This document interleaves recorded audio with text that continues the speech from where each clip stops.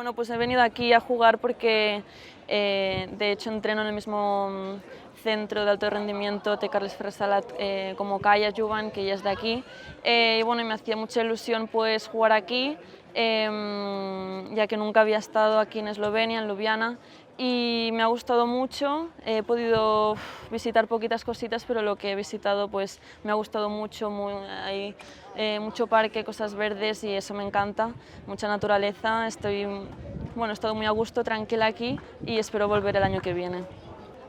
Un día fui con mi entrenador, él fue como 3 o así, pero, porque tenía que estar concentrada con la competición, pero sí lo aproveché mucho, me gustó muchísimo y nada, y espero eso, volver el año que viene para poder visitar aún más.